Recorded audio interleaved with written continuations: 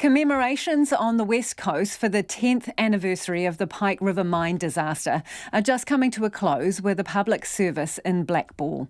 Earlier this afternoon, friends and family of the 29 men who died gathered at the mine's portal. A minute's silence was held at 3:44, the exact time of the first explosion. Then one by one, they called out the men's names down into the mine where 10 years on they remain entombed. Conan Young is in Blackball and joins me now. Conan, what's happening there now?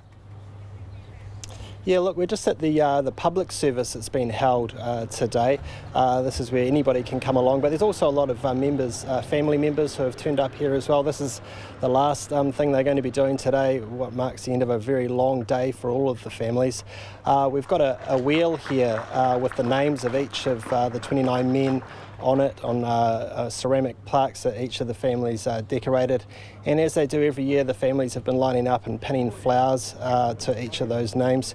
We also heard a really moving speech from Erica Ufa, and she's the 9-year-old daughter of Josh Ufa. She never actually got to meet her father because she was actually still in her mum's tummy, who was 3 months pregnant with her when the mine exploded. And she talked about what it's been like for her the last 10 years, growing up without a father, how she goes down to the memorial on Father's Day and for his birthday to remember him, and how she's growing up just learning about him through the people who loved him. So just a real insight there into the many children actually who are growing up without fathers because of this terrible disaster. And how have the families spent the rest of the day?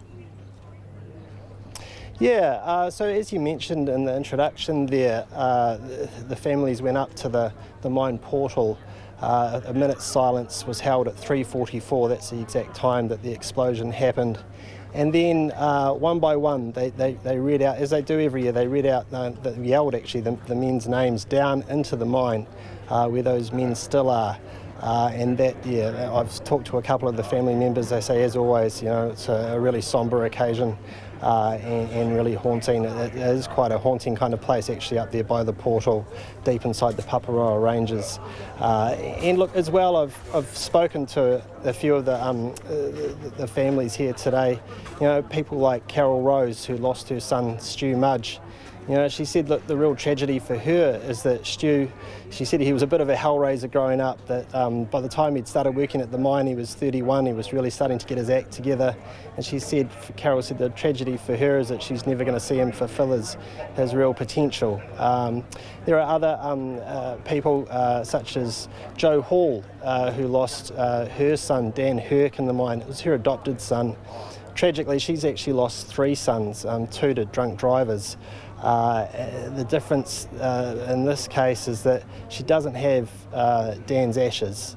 She's got her other 2 boys' ashes, but she doesn't have Dan's ashes, and she just wants to be able to give him a proper send-off like she was able to for her other 2 sons.